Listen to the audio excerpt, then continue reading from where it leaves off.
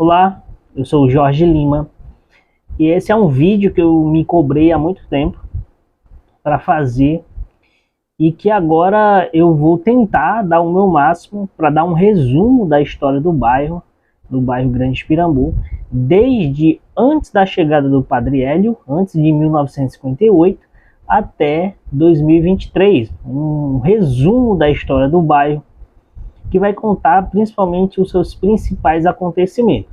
Claro que esse vídeo, provavelmente dure 1 hora ou menos, vai ser um resumo da história do bairro, porque muitas coisas não foram registradas, muitas coisas não estão escritas, e muitas coisas infelizmente se perdeu com o tempo e com as pessoas que nelas participaram. Então eu vou tentar resumir o máximo possível, até porque se for contar tudo em detalhes, não tem tempo e é muita coisa para ser contada. E tem muitas coisas, como imagem, como relatos, que a gente veio ter posse só depois de 2000 para cá, com o advento da internet e com acesso a ela, né?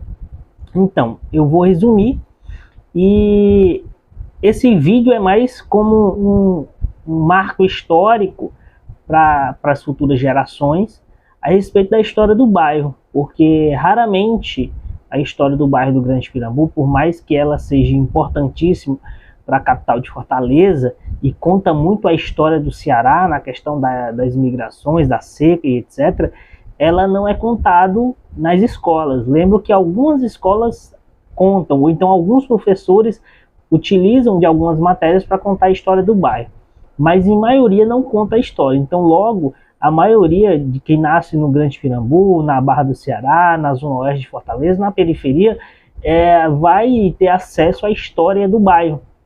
E a gente aqui do Pirambu Pensante, a gente tem um blog onde contém diversos livros que contam a história do bairro, diversos trabalhos acadêmicos que contam a história do bairro, e infelizmente esses livros, esses trabalhos acadêmicos estão de fácil acesso, mas hoje em dia poucas pessoas têm tempo para ler, ou então não acha fácil, né, absorver todo esse conteúdo.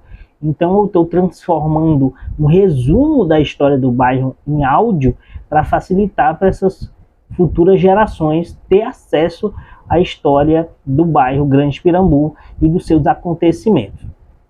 Bom, eu vou começar a falar do que aconteceu, do como era o Pirambu antes da chegada do Padre Hélio, antes de 1958.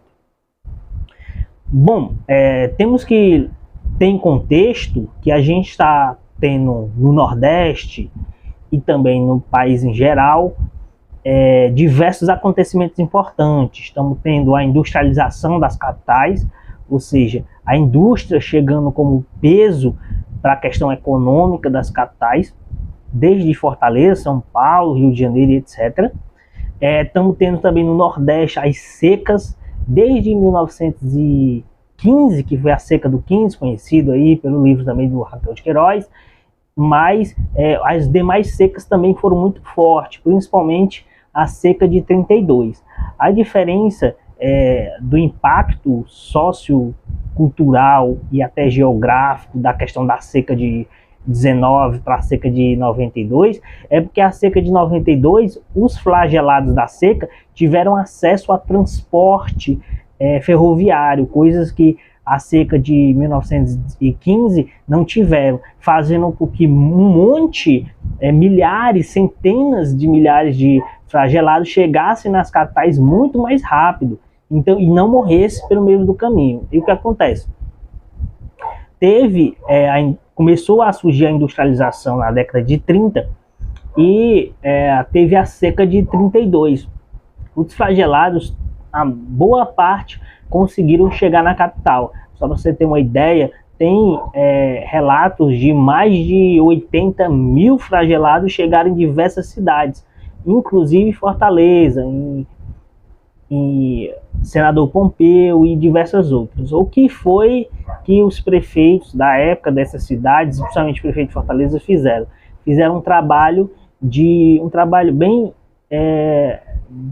preconceituoso e higienista de tentar barrar esses flagelados chegados na capital. O que eles fizeram? Campos de concentração. Estou falando de 1932, a seca de 1932 e os campos de concentração da seca. Esses campos, isso eu estou falando antes de um regime que teve na Alemanha, o regime nazista. Esse campo de concentração era para concentrar esses flagelados em cidades antes de chegar na capital, para impedir que esses flagelados chegassem na capital. Lembrando que a gente tinha uma burguesia pulsante, uma burguesia nova, uma elite nova burguesa na capital por conta da industrialização, uma burguesia industrial. E essa burguesia cobrava as autoridades para esses flagelados não chegarem na capital. Mas mesmo assim, não teve jeito. Os flagelados chegaram na capital e eles tiveram que fazer campos de concentração antes de chegar na capital. Foi assim que surgiu o campo de concentração do Urubu, aqui no Grande Pirambu. O campo de concentração do Urubu, diferente do campo de concentração do Senador Pompeu, da cidade de Senador Pompeu, ele não teve uma infraestrutura, ou seja, não teve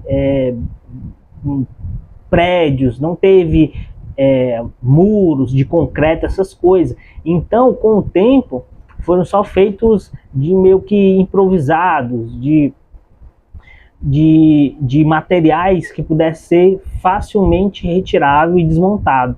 Logo, o campo de concentração do Urubu não deixou restício na história, não deixou uma infraestrutura diferente do Senador Pompeu, que até hoje tem lá as ruínas do campo de concentração do Senador Pompeu.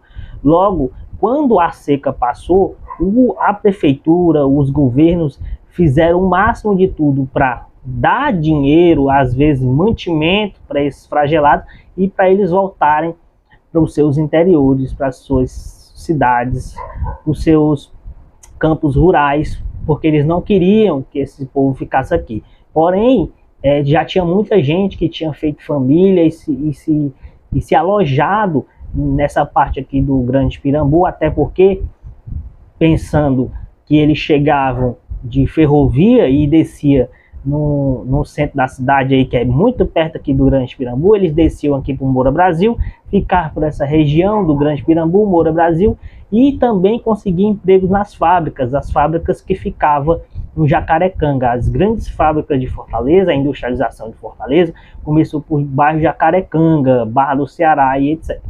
Então eles ficavam o emprego deles aqui e se alojavam em barracos por aqui no Grande Pirambu. Isso tudo antes de 1958. Foi assim que o Grande Pirambu surgiu na história. Surgiu concentrando flagelados e esses flagelados começou a moradia e se povoando.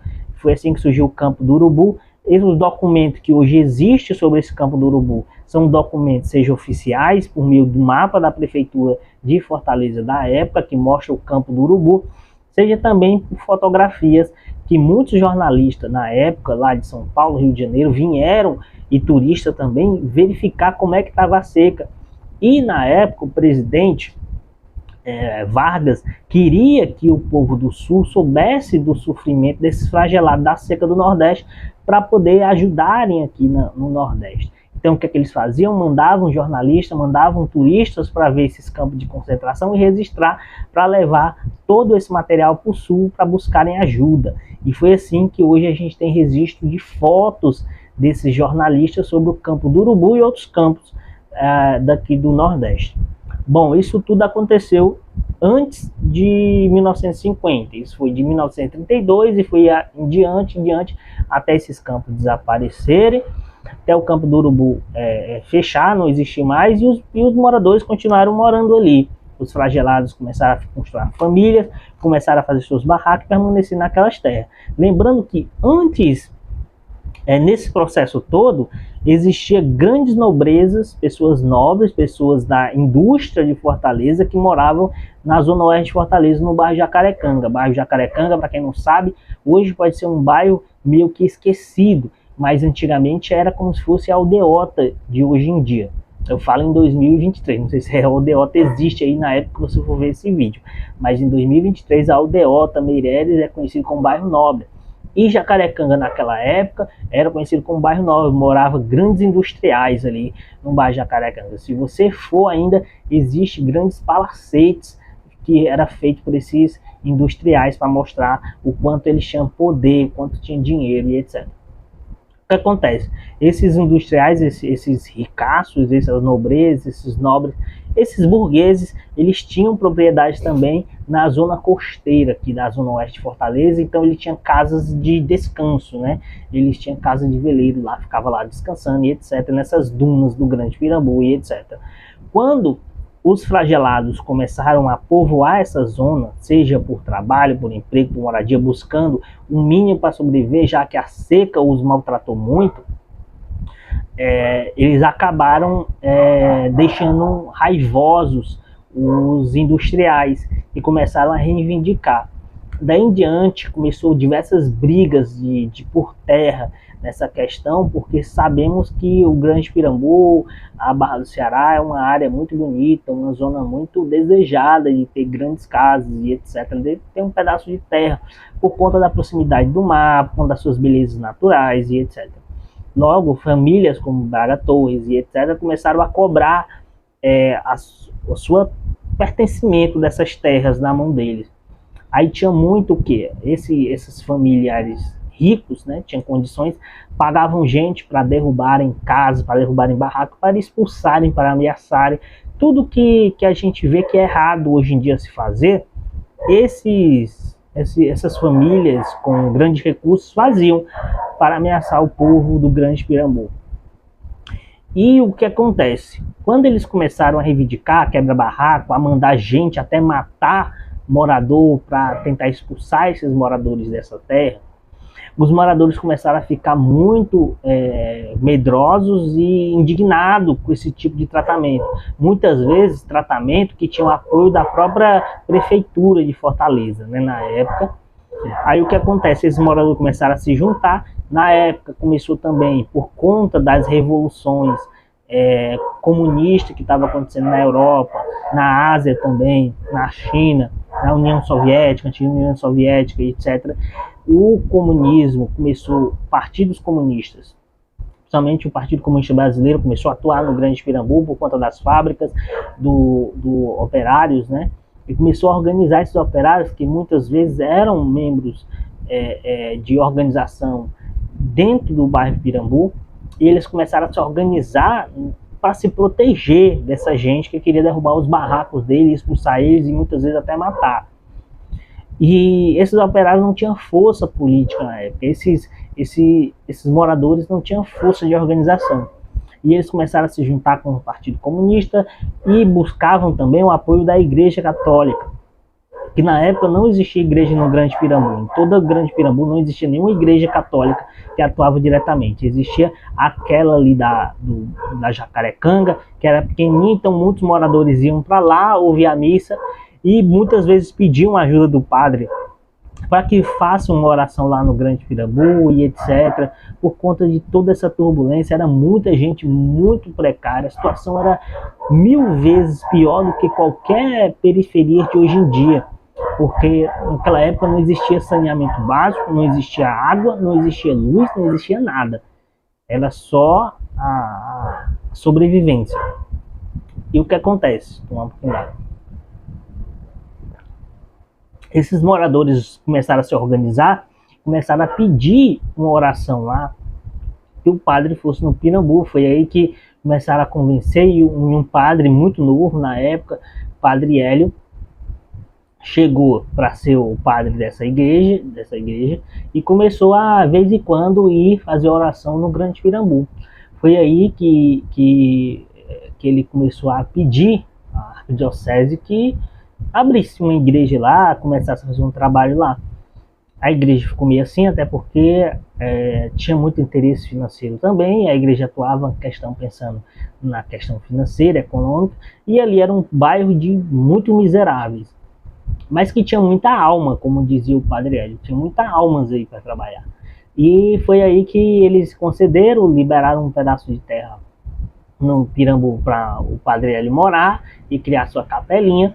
E foi aí que o Padre Hélio chegou no Grande Pirambu. Aí a gente já está em 1958, quando o Padre Hélio chega no Pirambu.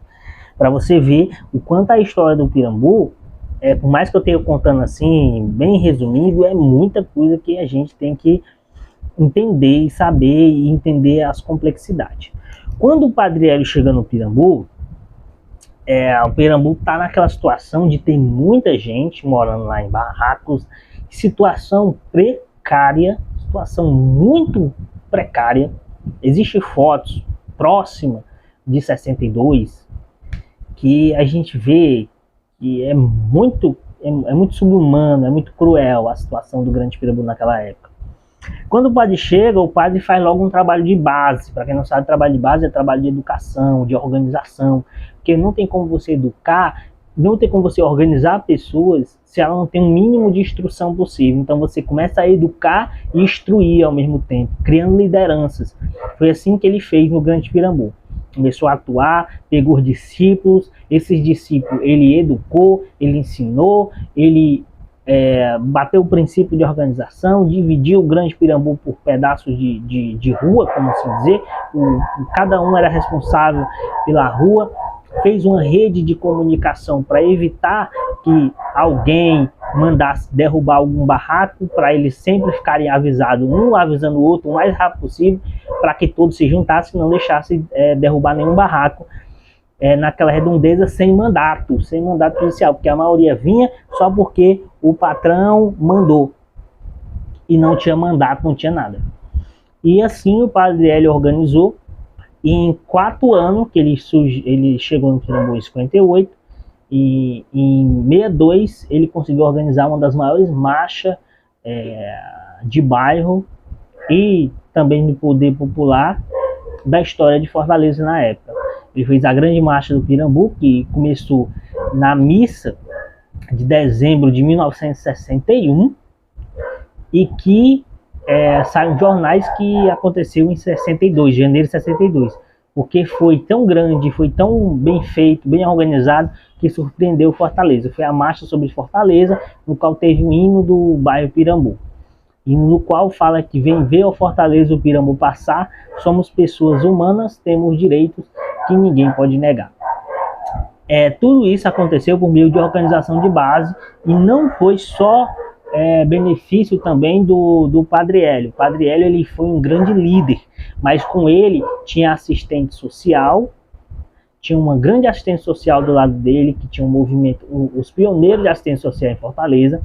Tinha também sindicatos da indústria também, junto com o Padre Hélio e com a Igreja Católica.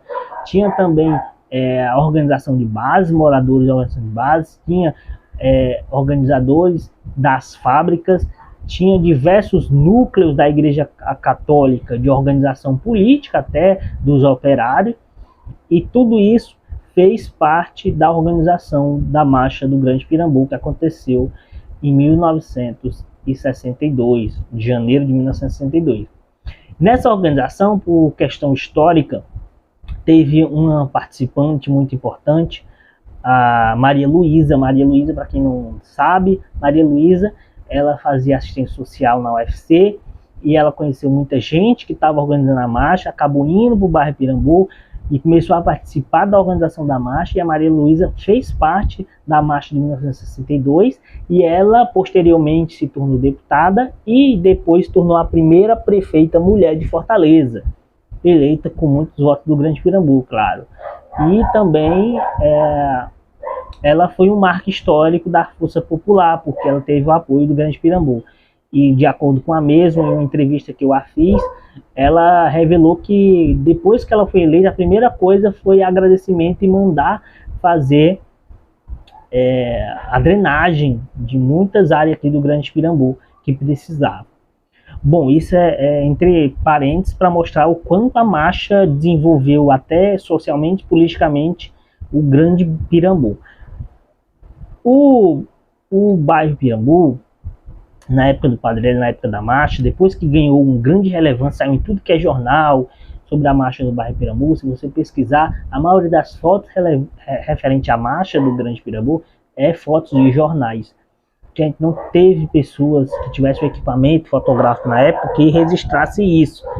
Tinha só as fotos dos jornais que a grande mídia divulgava, e também livros que saíram, né, relatando sobre esse ocorrido da Grande Marcha de 62.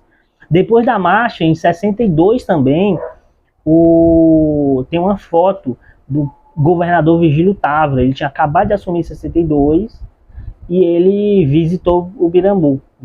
Nessa foto dá para ver o quanto era trágico a situação, os barracos, etc. Depois disso, começou a ter muito investimento. Em dia 25 de maio de 62 também, por conta o Virgílio Távora atuou muito em prol do Pirambu nessa época, porque ele levou para as autoridades, para o presidente da República, essa demanda do Grande Pirambu, no qual teve a desapropriação. Aí foi feita a lei de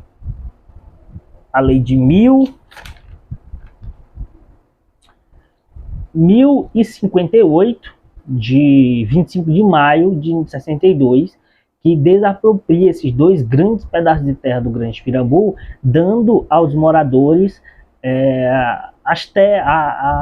a oportunidade de permanecer nas terras como moradia. E só isso não, teve muito investimento do governo federal a respeito de infraestrutura. Também teve saneamento básico, essas coisas todas que precisava, drenagem, tudo isso foi necessário e só aconteceu por conta da marcha do Grande Pirambu, do Padre Hélio, das organizações de base, das lideranças e etc., que gerou toda essa demanda política e social e humana, né? E que fez acontecer de grandes reformas no bairro Pirambu. Daí em diante, o Pirambu entrou para a história como o percursor de movimento de bairro da história do país, o percursor na questão de agentes sociais, e futuramente também organização de bairro, de liderança popular, e tudo isso mais por conta dessa marcha que foi feita sem recurso nenhum, simplesmente de chinela a pé, e os moradores reivindicando o mínimo possível que o ser humano precisa, que é terra, água, moradia, saneamento básico. Tudo isso é o mínimo que naquela época não tinha. Bom, depois da marcha, muitas coisas melhorou, muitas coisas ficaram a ser feito no Grande Pirambu. Mais aquela questão principal, que era o medo de amanhecer com a casa derrubada, a casa pegando fogo, que isso que acontecia com muitos flagelados, muitos moradores de barraco, chegava, a casa estava pegando fogo, porque pessoas queriam ser dono daquela terra. Esse medo não existia mais por conta do decreto de lei. Depois do decreto de lei, começou a ter várias reformas de rua e etc. Aí a gente passa para a questão do regime militar. A gente está em 1962, aí começou as grandes reformas depois da marcha do Grande Pirambu, e a gente entra em 1964, né, a questão do regime militar, do golpe militar e etc. Não vou falar aqui a respeito do golpe militar, porque aí vai estender muito, e a história do Pirambu também já é muito extensa. Mas resumindo, o governo militar começou a desarticular as lideranças locais.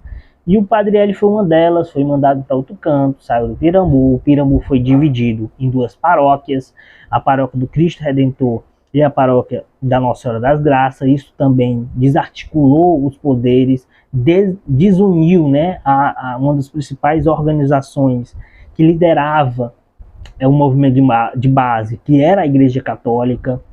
Começou também a dividir mais ainda essa região do Grande Pirambu. Aí surgiu diversos outros bairros. Também foi os movimentos de base da Igreja Católica começou a perder força, porque muitos padres, muitos envolvidos em questão de lideranças comunitárias, começaram a não querer mais participar por medo de ser presos. Muitos padres foram presos na época do regime militar, e tudo isso acabou politicamente prejudicando o Grande Pirambu, porque o Grande Pirambu ele sempre foi politicamente organizado. E depois desse baque do regime militar, a gente se organizou. São poucas lideranças que permaneceram ainda organizadas. Isso me lembra também que o Zé Maria, eu posso citar aqui diversas lideranças, mas o Zé Maria foi uma das lideranças, porque ele fazia parte do sindicato sapateiro, e ele foi uma das lideranças que foram presos, torturados na ditadura do regime militar. Uma delas, né? Fora outras que eu não vou citar porque eu não quero me estender. Mas assim, o regime militar prejudicou muito a questão de organização de bairro. Isso é um fato. E acabou que os moradores começaram a perder as lideranças e perder a base, né, de organização. Aí, depois do regime militar, continuando o regime militar, na década de 70, 80 e 90, que voltou às organizações de base com mais força. Aí já é uma organização de base, no sentido de organização de bairro mesmo, e o Pirambu foi percussor. Até dá uma vontade de homenagear também a Dalva, que a Dalva, a entrevista que eu fiz com ela, ela falou muito bem nesse período, que foi o ápice da organização de base, de bairro, foi na década de 70, 80, 90, que aí ganhou uma força a mais. E as organizações de base, por meio dos moradores, começaram a participar da política local e fazer, junto com as gestões, reivindicações e mudanças dentro do bairro, de infraestrutura, saneamento, etc., que beneficiasse a comunidade. Foi nessa década. A organização de bairro foi crucial, principalmente também na década de 70. O que aconteceu no Grande Pirambu? Teve a criação, né, da Avenida Presidente Castelo Branco, a Avenida Leste-Oeste, que teve muita participação da organização de bairro, no sentido de não deixar a prefeitura da época fazer o que ela bem entendia, teve que articular, teve que negociar, teve que ver o que aqui poderia fazer, etc. Na década de 70 surgiu também a maternidade Nossa Senhora das Graças, se eu não me engano, Nossa Senhora das Graças, também foi na década de 70 que começou a ter mesmo movimento comunitário como instituição e etc.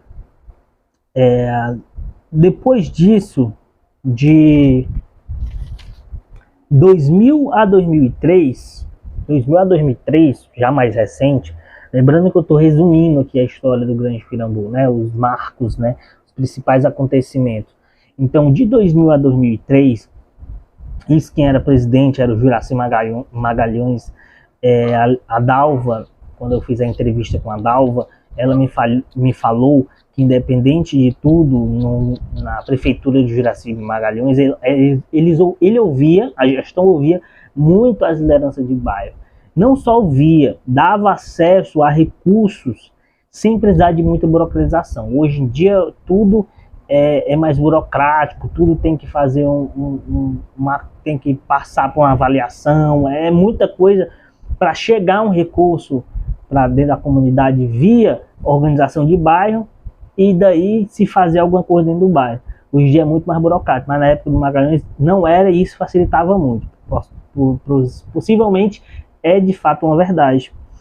E em 2000 para cá, desde a década de 90, já tinha a ideia da costa oeste, que era fazer uma costa ali, como se fosse a beira-mar, mas sendo na zona oeste para a questão turista e etc, etc. Porém, o projeto da costa oeste do Juraci Magalhães, apesar dos pesares, não teve muita aceitação por muitos moradores da Barra, do Cristo Redentor, do Pirambu e etc. E teve muito embargo também do meio ambiente, da questão por meio ambiente, entrou na justiça, aí a obra parou e etc, etc. Só na gestão, depois saiu o Juraci, né, que durou até 2004, só na Luiziane que começou a articular, a conversar com os moradores, liderança, etc., para como ia ser feito isso. E surgiu aí pela prefeitura o projeto Vila do Mar, junto com a União, né, por meio do PAC, né, PAC e também do governo do estado, que na época, se eu não me engano, era o Cid Gomes, prefeito Dilma, e Luiziane prefeita. Era 3 vezes mais forte, né? Aí o que acontece? Quando começou a surgiu o Vila do Mar e muitas coisas mudou, porque o Vila do Mar veio não só de calçadão, veio questão de urbanização, de infraestrutura, de dar casas, de moradia, de saneamento, de empreendedorismo, e tudo isso foi feito um pacote gigantesco aí, e foi botado à frente. Vila do Mar começou em 2010. Mais de 5,2 quilômetros, mais ou menos isso aí, né? Aí o que acontece? O Vila do Mar foi um grande projeto do Grande Pirambu e mudou totalmente a orla da Zona Oeste de Fortaleza. Não existe ninguém que venha aqui para o Grande Pirambu, para a Barra do Ceará, e não vê a mudança radical que aconteceu no Grande Pirambu e na Zona Oeste por conta do Vila do Mar. O Vila do Mar foi algo excelente e infelizmente ainda não foi concluído. Tem a previsão de ser concluído no ano que vem, 2024, uma parte que é um trecho ali que fica perto da Rua Raimundo, a rua, agora eu esqueci. Sei que é um trecho pequeno de menos de 600 metros para ser concluído e que a gestão do prefeito Sarto está sendo executada por muita pressão popular que aconteceu por lideranças locais. Bom, depois da Luiziane, que chegou o Roberto Cláudio, né, que deu procedência ao projeto Vila do Mar, projeto esse que deveria, aos olhos dos moradores, ter sido concluído muito mais rápido, porém diversos outros acontecimentos, não sei que demorou e ainda está demorando, mas boa parte já está concluída. Quando entrou o Roberto Cláudio, teve muita mudança também positiva no Grande Pirambu. Foi a questão também da prioridade à saúde, na questão de postos de saúde, reforma. Teve a questão da areninha do Grande Pirambu, que hoje em dia é um polo ali de lazer, de cultura e de esporte. Teve também a questão do bicicletar também, que toda a leste-oeste tem um bicicletar. Tem a questão também dos UPAs, né? O UPA Pirambu ajudou muito na questão da saúde da Zona Oeste em geral, principalmente do Grande Pirambu, e diversas outras reformas positivas para o bairro, e principalmente o que me relatam as lideranças é a comunicação entre o prefeito, a gestão do prefeito e as lideranças locais, que na época do Roberto Cláudio era excelente. Isso ajudou muito ter uma visão positiva da gestão Roberto Cláudio dentro do Grande Pirambu. Jorge, por que você fala só de política? Eu falo de política porque essas ações políticas de infraestrutura, de saneamento, de tudo que envolve a prefeitura dentro do Grande Pirambu, ela causa mudanças diversas. Ela causa mudança desde a cultura, da educação, do esporte e lazer. Por isso que eu cito muito aqui políticos, porque esses políticos fizeram parte de mudanças, seja elas positivas ou não, dentro da comunidade, e mudaram muita coisa na comunidade. Hoje em dia o Pirambu é totalmente diferente da década de 90, por conta dessas organizações políticas e da organização política dentro do Pirambu, das lideranças da comunidade base, etc., que botaram pressão para esses políticos fazerem o máximo possível da vontade do povo. E na gestão Roberto Cláudio teve esse diálogo. Podemos citar a SEI Dalva, né, que é ali no Vila do Mar, em perto da Areninha, ali do lado do posto Guiomar. Do lado do posto Guiomar vai ter ali a creche, que essa creche tem vídeos no YouTube do canal Pirambu News a respeito de que foi feito ali uma votação para o que seria aquele espaço, como poderia usar aquele espaço, e aquele espaço era estadual, que cedeu para a prefeitura para fazer alguma coisa em relação à comunidade. Muitos queriam alguma coisa voltada para a cultura, tipo um cuca, outros queriam uma creche, ou então os dois juntos. Acabou que nessas reuniões, uns ganharam, outros perderam, e acabou que se tornou uma SEI, né? Vai se tornar agora uma creche. Muitas lideranças não gostaram, outras também ficaram que poderia ser mais, e etc. Mas o fato é que teve esse diálogo, né? Então, dá para perceber que teve uma gestão voltada no diálogo, principalmente com as lideranças do bairro, né? E na gestão Sarto agora, a gente provavelmente vai ter a conclusão da obra do Vila do Mar, que vai dar muita coisa boa para o Pirambu, desde a questão da infraestrutura, como na questão também de empregos, né, de empreendedorismo, principalmente para as mulheres, que tem muita mulher no Grande Pirambu, muita mãe que prefere empreender perto de casa para cuidar dos filhos, para olhar melhor os filhos e etc. Então, isso vai dar muita oportunidade. Isso é um resumo da história do Grande Pirambu, que a gente percebe o quanto o Grande Pirambu, assim como a maioria das periferias de Fortaleza do Brasil, ele está atrelado com movimentos políticos, sociais, e que sem esses movimentos políticos, sociais, sem liderança de bairro, sem uma boa organização, o Grande Pirambu não teria conseguido nada. Lembrando que o Pirambu só surgiu para a história depois de um movimento popular e a marcha do Grande Pirambu. E a gente percebe que, infelizmente, se os moradores, as lideranças, não tiver essa organização política, e eu falo política, de exercer a política, exercer o desejo, os seus interesses em comum perante a gestão, e fazer a gestão, e fazer gentes fazerem os seus desejos, os seus interesses realizados, que isso que é política, conflito de interesse sempre vai existir, e aquele que melhor expõe o seu interesse, melhor força o seu interesse e as outras pessoas a seguir, é que vence na batalha política. E o Pirambu venceu em 1962, quando ele impôs, por meio de uma marcha bem organizada, onde a maioria não tinha R$1 no bolso, mas conseguiram, por meio de pressão popular, impor as suas vontades perante a União, o Estado e a Prefeitura da época. Não é à toa que tivemos grande melhoria depois disso. Depois teve a questão da Costa Oeste, que queria colocar de um jeito e os moradores não queriam, e veio o Vila do Mar, que por meio de muita luta também, o Vila do Mar também tem seus defeitos, tem as críticas vindo dos moradores, mas por meio de muita luta, e veio mais ou menos aquilo que os moradores também esperavam. Espero que seja concluído. Daí em diante, a gente tem um Pirambu hoje com a infraestrutura 1000 vezes melhor da década de 90, a gente tem postos de saúde sendo reformado agora, tanto o Guiomar como o Virgílio Tava, Guiomar não, desculpa, o Carlos Ribeiro está sendo reformado também, que não deixa de ser parte de Jacarecanga, mas deixa de ser de Pirambu, que ali muitos pirambuenses vão para ali também.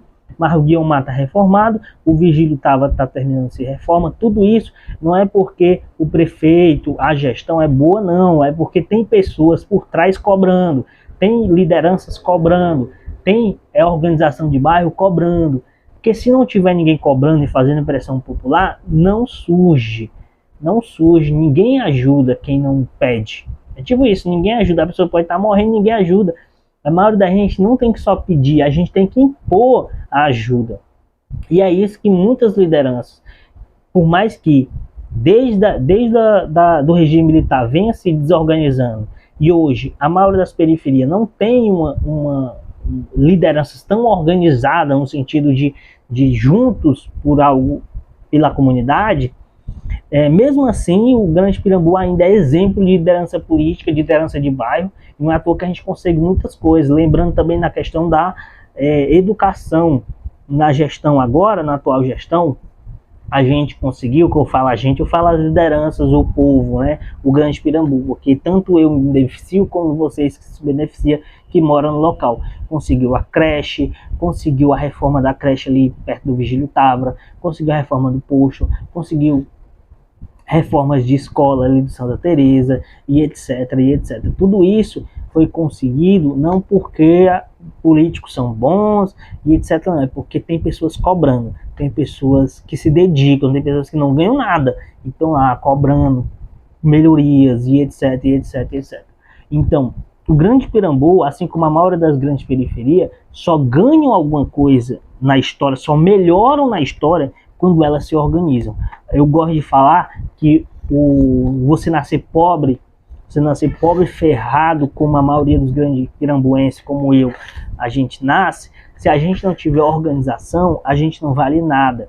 Então, quando o Grande Pirambu, os moradores do Grande Pirambu se organizam, quando os moradores do Grande Pirambu buscam melhoria, buscam se organizar, buscam cobrar os seus direitos, cobrar o básico, mesmo que seja o básico, cobrar cobrar que volte a obra do Vila do Mar, cobrar medicamento dos postos de saúde, cobrar, e eu falo cobrar, não é só passar na TV, cobrando não, eu falo se organizar, bater na porta de quem é responsável, fazer baixo-assinado, tudo isso é cobrar, tudo isso faz parte da cidadania, tudo isso é política de bairro. Quando nós, Grande Pirambu e qualquer favela de periferia do Brasil começa a fazer isso, a gente começa a ter resultados, e esse resultado melhora a vida não só de quem está cobrando, mas da maioria dos moradores que vão permanecer naquela região. Lembrando que o Grande Pirambu, se juntar com a Barra do Ceará, ali a gente tem mais de 50 mil moradores aqui, e a maioria vai nascer e vai morrer aqui. Vai nascer e vai morrer aqui. Você pode viajar, você pode passar um tempo longe, mas a maioria vai nascer e vai morrer aqui. Então, lutar por melhoria, sempre buscando melhoria. Lutar por qualidade de vida, lutar por um posto de saúde com médico, lutar por um posto de saúde com medicamento, lutar por uma creche perto de casa, lutar por uma infraestrutura, por um calçamento, por uma rua asfaltada, por uma rua com piso intertravado, lutar para aquela poça de água ali não existir mais. Tudo isso vai melhorar a vida da comunidade, melhorar a vida de todo mundo, melhorar a saúde, melhorar a educação, melhora tudo. E se nós que vamos passar o resto da vida aqui não lutarmos, quem é que irá lutar? Quem dos políticos que moram no Pirambu vai lutar? Ou melhor, a maioria, mesmo que a gente tenha um vereador que nasça no Pirambu, 2 vereadores no máximo, sei lá, a maioria dos políticos nem pisa aqui, só pisa aqui em época de eleição. Então como é que eles vão entender a realidade daqui? Se a gente que entende a realidade daqui, a gente não está cobrando, por que eles vão cobrar? A gente tem que cobrar e daí demandar. E o vereador vai ver que as pessoas estão cobrando e vai pegar a pauta para ele. Não porque ele é bonzinho, porque ele quer voto. Mas para ele querer voto e nos ajudar, ele tem que saber que a gente está sentindo dor. E para a gente mostrar que a gente está sentindo dor, a gente tem que cobrar. Quando o movimento começa a cobrar, e um monte de gente cobrando, fazendo protesto, seja em redes sociais, seja em frente de posto de saúde, de escola e etc., o morador vai ver que tem demanda. Tem demanda e ele vai querer atender. Não porque ele é bonzinho, mas porque ele está vendo voto, ele está vendo necessidade. E se ele resolver, ele vai ganhar. É assim que funciona a política. É questão de interesse. E se nós que moramos não expor nosso interesse, não mostrar, não esfregar na cara dos políticos o que a gente quer, eles vão fazer do jeito deles. Eles vão deixar a obra parada, eles não vão querer que a creche funcione em determinado tempo, porque ele quer que só reabra em tal época, porque é época de eleição, aí ele pode faturar em cima, faturar, falando não no sentido de corrupção, mas faturar no sentido político. Então, se deixar na mão deles, eu falo na mão deles não porque eles são ruins, é porque assim, eles são os interesses deles. Se a gente não expor nossos interesses e buscar melhoria, aí eles não vão fazer. Se a gente buscando, eles mal fazem, imagine se a gente não buscasse. Então, a união, e a história mostra isso, a organização dos moradores do Grande Pirambu, quanto melhor for, mais a gente vai conseguir recursos econômico, financeiro, social, de esporte, de lazer, de cultura, do Grande Pirambu. Quanto menos organizado, quanto mais individualizado for as lideranças, quanto mais com intriga as lideranças, não só a liderança, mas os moradores, quanto menos nós olharmos um para o outro e não vermos nós mesmos, e sim vermos inimigos, mais desorganizados seremos e menos coisas teremos para usufruir. Eu posso dar um exemplo do ABC Pirambu, que todo mundo gostava. Todo mundo que eu conheço gostava do grande ABC Pirambu. Tinha de tudo, ele tinha creche, tinha ensino de educação, tinha informática, tinha de tudo. Era um projeto do governo do estado, e a prefeitura também ajudava, e tinha uma parceria também com a questão de liderança também, né, administrada e tal. Acabou. E não vi ninguém protestando. Por quê? Porque o povo não está organizado. A única escola profissionalizante da Zona Oeste do Grande Pirambu era o MARV. Depois surgiu lá o Paulo Petrola, né? Eu acho que é Paulo Petrola. E o MAV passou aí uns 5 anos já sem o MAV, que o Pirambu está sem o MAV, agora que está terminando aí, está fazendo a reforma do MAV. Passou um bom tempo aí sem a escola MAV e ninguém protestou. Por quê? Porque está desorganizado. E olha aqui, perder um ABC e perder um MAV não é só perder uma instituição excelente, é perder toda a economia que gira no local. Quando você estuda numa escola dessa, você vai querer lanchar, e você lancha ali no botequim do vizinho ali, do João, da Maria e etc. Então, aquele João e aquela Maria perdeu um monte de freguês, porque a escola está parada, porque não existe mais ABC, por causa disso e aquilo. Ou seja, é toda uma economia que gira em torno de uma escola, em torno de um projeto como o ABC, de um Cuca da vida e etc. E sem organização a gente não vai cobrar, e se a gente não cobra, nunca vai ser feito. E é isso. A história do Pirambu, o resumo da história do Pirambu, desde 1950, antes de 1958, desde a década de 1933, década de 30 a 2023, é um resumo de luta constante. E se os moradores, quanto menos organizados forem os moradores, mais perdemos. Quanto mais organizados, mais ganhamos. E é isso, um abraço. Quem quiser saber minusculamente a história do bairro, vá na página Pirambu Pensante no Instagram, clique no link da bio, vai ter lá um botão para ir para os livros sobre a história do bairro, que tem diversos livros gratuitos lá, que você pode baixar. Tem trabalhos acadêmicos também de história, que você pode baixar e ler também. Tem também vídeos no YouTube de podcast que eu já fiz também sobre a história do bairro. E tem diversas coisas interessantes na página e no blog. Então siga a página Pirambu Pensante, siga o Instagram, siga o Facebook, siga também o blog Pirambu Pensante. Se você botar no Google blog Pirambu Pensante, lá também tem muito conteúdo bacana para você aprofundar os seus conhecimentos sobre o bairro, sobre a história do bairro, sobre os movimentos de bairro, sobre pessoas importantes do bairro. E é isso, um abraço, espero que você que tem assistido esse tempo aí, mais de 40 minutos, desse resumo da história do bairro, possa ter usufruído um pouco de conhecimento sobre a história do bairro e também possa parar para pensar da importância de você estar lutando por melhoria do bairro, independente de você entrar na política ou não.